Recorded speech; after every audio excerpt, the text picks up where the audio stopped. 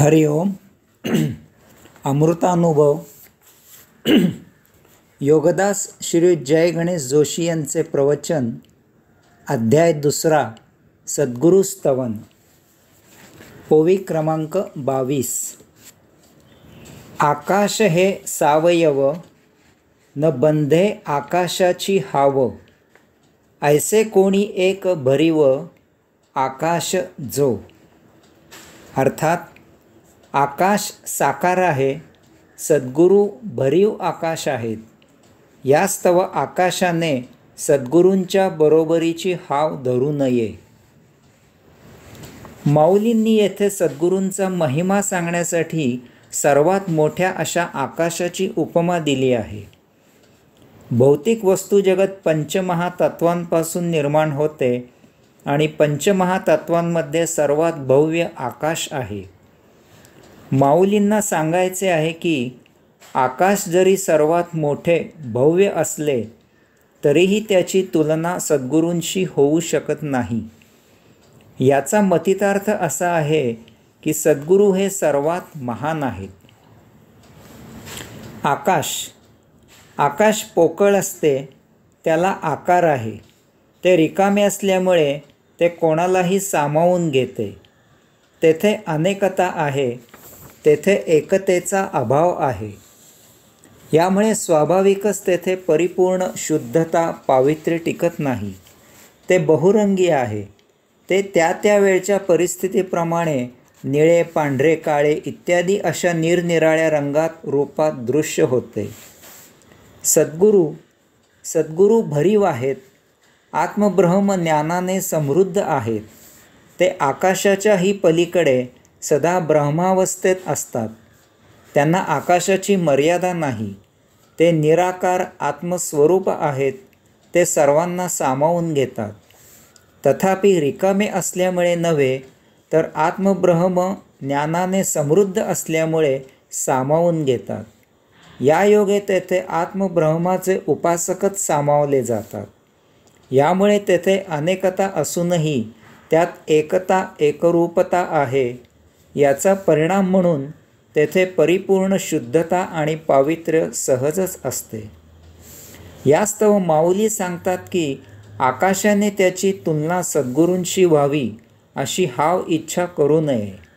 याचा अर्थ असा आहे की एखाद्याने सद्गुरूंशी तुलना करताना भव्यता ही कसोटी न धरता सद्गुरूंचे आध्यात्मिक मोठेपण, आत्मब्रह्म ज्ञानाची समृद्धी समजावून घ्यावी.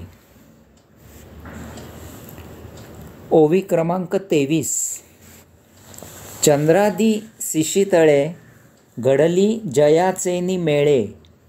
सूर्य जयाचेनी उजाळे, कडवसेनी.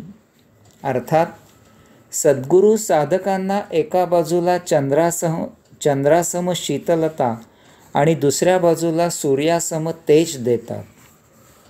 शीतल तेज. येथे भगवंत श्रींची आठवण होणे स्वाभाविक आहे. श्रीकृष्णाच्या हातात आशीर्वाद, बासरी, गीता याचबरोबर सुदर्शन चक्रही होते. वज्रादपी कठोराणी, मृदुनी कुसुमादपी असे वर्तन असावे असा भगवंत श्रींचा उपदेश आहे. दुष्टांना शासन आणि सुष्टांना अभय हीच त्यांची नीती होती. याचाच आदर्श भगवंत श्रींनी प्रत्यक्ष आपल्या वर्तनाने सर्वांसमोर ठेवला आहे. शीतल तेज ही कल्पनाच मोठी गोड आणि मधुर आहे. माऊली सांगतात की चंद्राप्रमाणे शीतलता आणि सूर्याप्रमाणे तेजस्विता सद्गुरूच्या कृपेने साधकामध्ये दोन्हीही एकाच वेळी एकाच ठिकाणी एकत्र नांदतात. यामुळे असा साधक प्रायः सदा सर्वदा प्रभूच्याच सन्निध असतो. तसेच साधकाचे जीवन जनसामान्यांच्यात उठून दिसते अशाचा आदर राखला जातो. अशाची भौतिक वर्तणूक प्रशांत, धीर, गंभीर असते.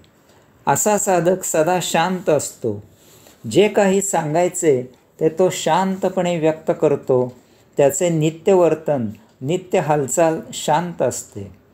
तथापि कोणी गैरवर्तन करू लागला, कोणी गैरफायदा घेऊ लागला, कोणी विनाकारण त्रास देऊ लागला तर हाच साधक सूर्याचे तेज धारण करतो, त्याचा तो तिसरा डोळा उघडतो आणि समोरच्याची कडक शब्दात कान उघडणी करतो.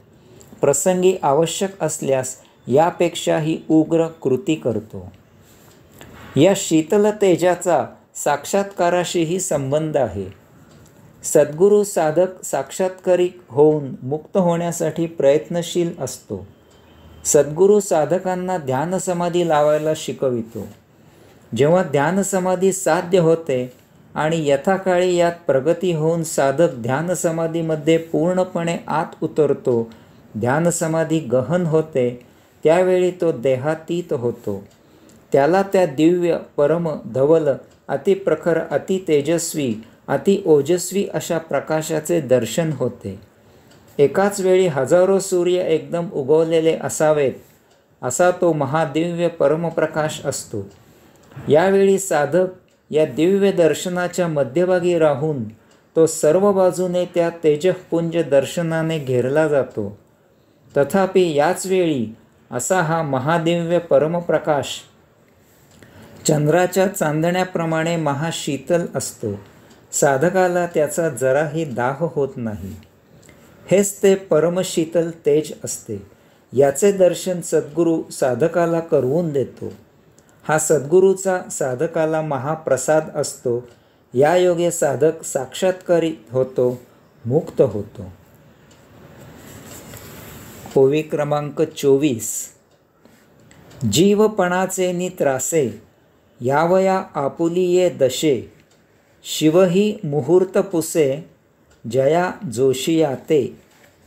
अर्थात जीवाच्या भोगमय भौतिक त्रासाला कंटाळून पुन्हा आपल्या परम मूलस्थानी प्रस्थापित होण्यासाठी शिव सद्गुरूरूपी ज्योतिषाला याचा मुहूर्त विचारतो. आपल्या देहामध्ये जीवाशिवाची जोडी असते. जीव भौतिक वस्तुजगताचा उपभोग घेतो आणि शिव त्याला साक्षी राहून त्याचे अवलोकन करतो.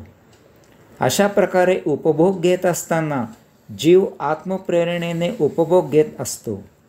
तथापि देहादी इंद्रिये आणि विशेष करून मन जीवाला झाकोळून घेऊन त्यांना पाहिजे तसे उपभोग घेतात. यामुळे स्वाभाविकच गतसंचित संपविण्यासाठी उपभोग घेतले जात नाहीत. तसेच भौतिक वस्तुजगताच्या अभिलाषेमुळे या जन्मी उपभोगून होणार नाहीत इतके उपभोग तयार होतात. ते अर्थातच अतृप्त राहतात आणि अशा प्रकारे याचे संचित तयार होते. गतसंचित तर संपत नाहीच, उलट यात या जन्मीची आणखी भर होते. आपण काही कारणाने गावाला जातो.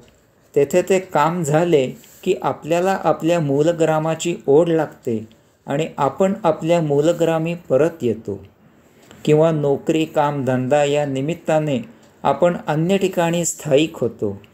तथापि आपल्याला आपल्या गावाची ओढ तशीच असते. मधूनमधून रजा घेऊन आपण आपल्या गावी जातो. संचितात सतत भर होत असल्यामुळे आपण सतत जन्ममरणाच्या फेऱ्यात अडकलेले राहतो. शिव साक्षी राहत असल्यामुळे देहादी इंद्रियांना आवर घालणे शक्य होत नाही. मनाला लगाम घातला जात नाही.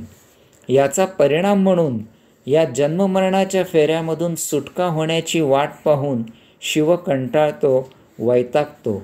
त्याला स्वाभाविकच त्याच्या मूलग्रामी योगधामी जाण्याची ओढ असते. शिव येथे काही कालावधीसाठी 84 लक्ष देहांची फेरी घेऊन येथील सृष्टी सौंदर्य न्याहाळण्यासाठी आलेला असतो. तो येथे कायम मुक्काम करण्यासाठी आलेला नसतो. तथापि देहादी इंद्रियांच्या भोगापवर्गतेमुळे तो येथेच अडकतो, हतबल होतो. येथे माऊली सांगतात की त्याला बिचाऱ्याला आता एकच मार्ग उरतो आणि तो म्हणजे या जीवाला सद्गुरूचे मार्गदर्शन मिळून यामधून सुटका करून घेणे. यासाठी माऊली सांगतात की शिव सद्गुरूलाच शरण जातो आणि विनंती करतो की या जीवाला काही समुपदेश करावा आणि मला या जन्ममरणाच्या फेऱ्यांमधून सोडवावा. माऊली गमतीने म्हणतात की शिव सद्गुरूला विचारतात की देवा, आता हा जीव या भौतिकामधून मुक्त केव्हा होणार? याचा मुहूर्त काढा आणि तो मला सांगा. अशा प्रकारे माऊली सद्गुरूचा महिमा सांगताना म्हणतात की शिवाची या जन्ममरणाच्या फेऱ्यांमधून सुटका केव्हा होणार हेही त्याच्या हाती नाही, तर ते सद्गुरूच्या हाती आहे. इतका सद्गुरूचा महान महिमा आहे. हरिओम.